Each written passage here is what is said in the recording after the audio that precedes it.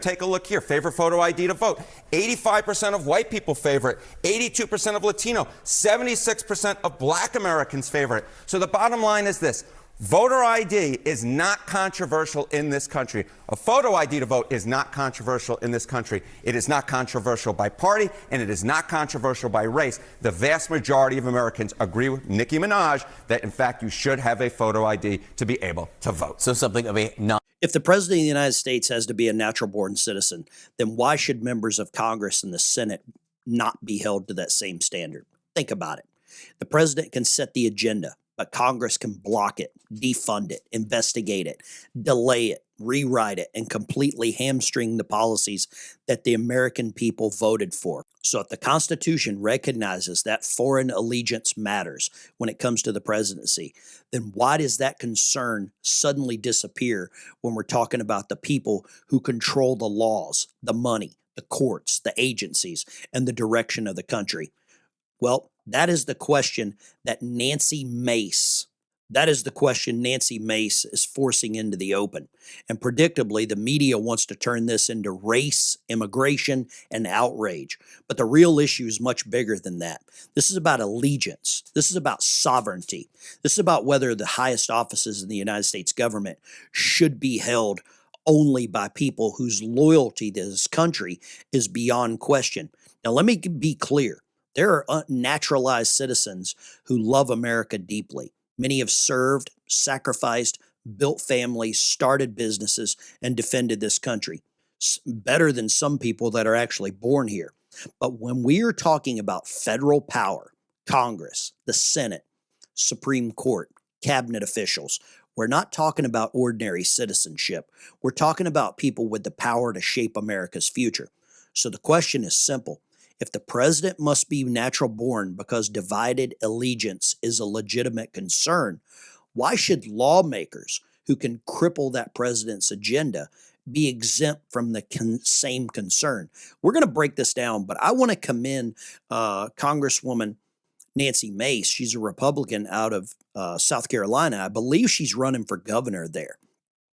Now, she is bringing this up and brought this up, put this to the floor, that legislation to ban naturalized citizens like Ilhan Omar, and there's a laundry list of other ones, from serving in Congress.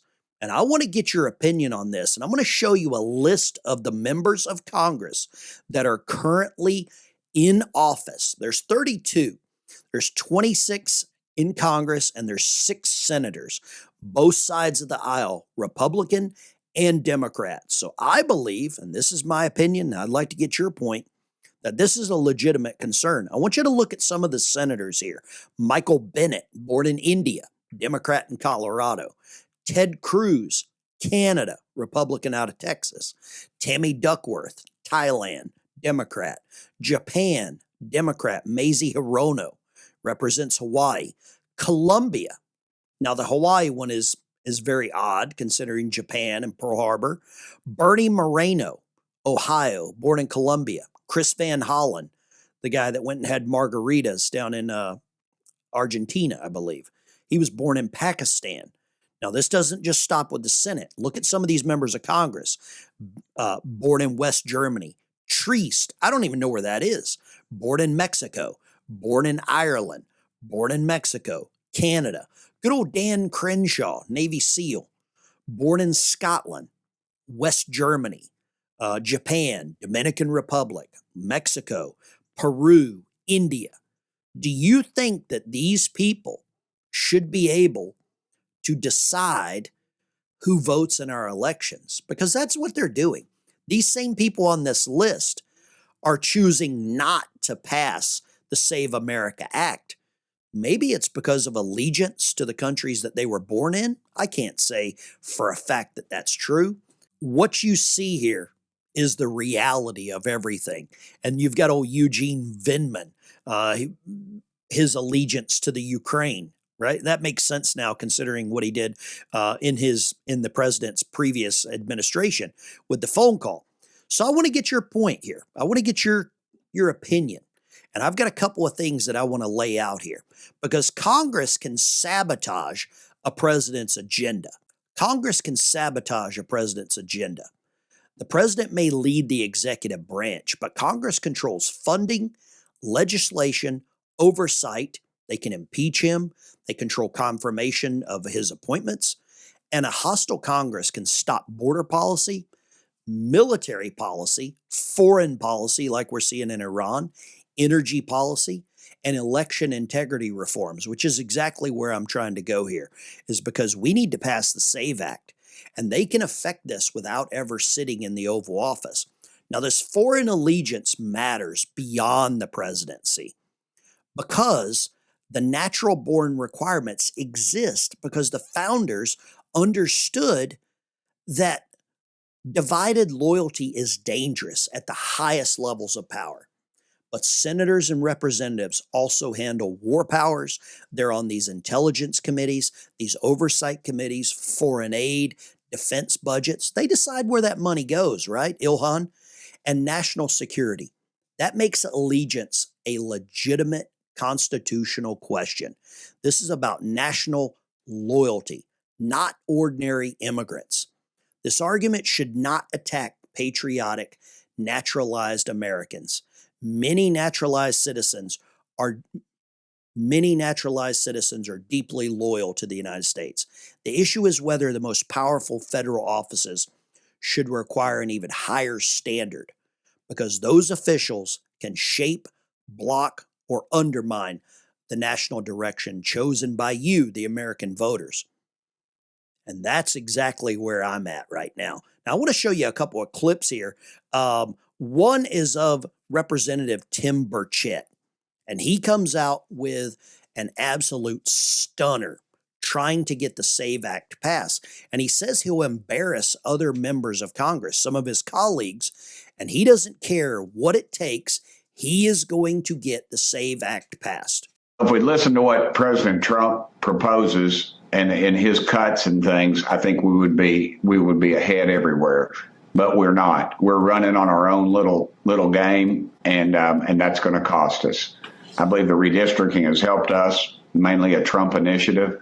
The price of gasoline, honestly, I think is what people are going to be going to the polls about, either yay or nay, wherever it is. They have very short memory that it was higher under Biden than it is even now. But with the media constantly bombarding them with all that, you're not going to get that message. So people are upset, and they have a right to be. I just wish we would follow President Trump's initiative from day one and stop with all this nonsense. And it's like Doge. I'm chairman of the Doge committee, and it's just like pulling teeth to get any cost-saving measures through these committees. But I'm just a little different. I don't work for anybody up here. I work for the good people of Tennessee. And so I don't care if I tick off every chairman up here. I think that's what separates Tim Burchett from a lot of other members of Congress and the Senate. They forget who they work for, and he doesn't. He works for the members of his area, of Tennessee. And I think members of Congress forget that they work for us. Members of the Senate forget they work for us. And overwhelmingly, people support the SAVE Act. Black, white, Hispanic, male, female, Democrats and Republicans want voter ID passed. And we've got to get that done. If we don't, I think we're out on a ledge. I think we're out on a lurch. Now, there's other stuff that happened overnight, and I want to discuss this because this is very important, and it ties into this whole story. Overnight, Iran came out and decided that they would lay out the territory that they were going to control. They were going to lay out how much of the Strait of Hormuz and this overreach that they were going to control. And you can see here, this extends around to the Gulf of Oman and further in around by the UAE. Well, we just got some news from Reuters. They're reporting that the supreme leader of Iran is saying that the enriched uranium inside the country must stay inside of Iran. This is a position they've held since the very beginning of all of these negotiations, and they're not budging on this as far as the Reuters reporting today. So we'll see how it complicates matters in these latest rounds of talk. Do you think Iran giving up the enriched uranium is a red line? I believe it is. This has to be given up. This has to be gotten out of their hands. This has to this capability of possibly making a nuclear weapon. They've said numerous times that they had enough uranium and it was almost enriched to the level to make 11 nuclear weapons, 11 missiles. And that's just what they're talking about. That's all that we know about. The President of the United States has said multiple times Iran cannot have nuclear capabilities. And if I was a neighboring country of some of these, if I was a neighboring country around Iran and they come out with this information here saying what they control, and then you think about, hey, what if they have a nuclear weapon? What does that do? How does that change the equation? Because I think it puts a lot of leverage on Iran that they shouldn't have. They should not be able to control international waters on the beach of Oman, on the beach of the UAE. And I don't think the president wants to allow that either. Now, the one thing that I really want to hit home with here is the president is trying to do all of this, not for just us here at home, but for other countries that are suffering with lack of transportation coming in and out of the Strait of Hormuz. Nancy Mace's proposal is going to get all the headlines because it's controversial. It's going to make people angry. It's going to force a debate about citizenship, allegiance, and who should be allowed to hold federal power in this country. But if you think about what's happening in Iran, and you think about the people that are opposing it, and you think about the former president that sent pallets of cash, then that leads me to another fight that's happening right now. And maybe it's even more important for the future of America. And that's the SAVE Act. Because none of this matters if we cannot trust our elections. You can have the best candidates. You can have the best policies. You can have the best president who wants to secure the border, rebuild the military, protect American energy, and put this country first. But if our election system is weak, if the voter rolls are dirty, if citizenship is not verified, and if Americans do not believe that their vote is protected, then the entire system starts to break down. The SAVE Act is simple in principle. Only American citizens should vote in American elections. That should not be controversial. That should not be partisan. That should not require courage to say it out loud. But somehow in Washington, D.C., even the most basic defense of citizenship becomes a political war. And that tells you everything you need to know.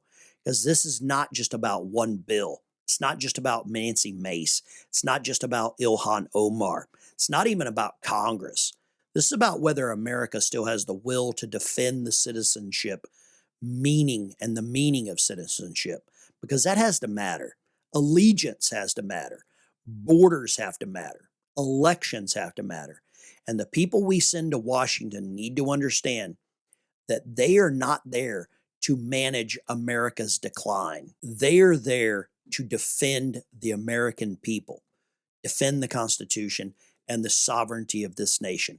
So here's the question every Republican and every Democrat in Congress needs to answer.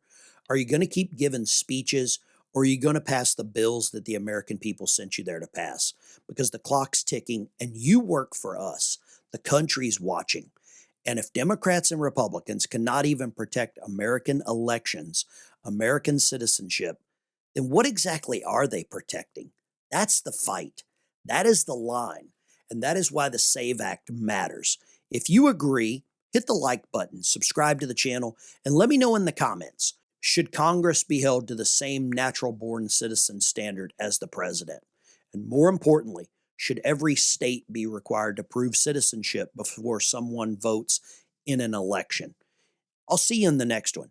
And if you want to know a little more about what's going on in Iran and potentially a operation to retrieve the uranium that could have been hidden or maybe explained as a rescue for a downed pilot, go check out this video right here. There were too many things to me that seemed a little coincidental. 2 planes. We don't know who the pilot is yet. It looks like they built a runway, and they had planes big enough to carry a lot of cargo. A lot of cargo, like maybe some uranium that was retrieved. Thanks for watching. I'll see you in the next one.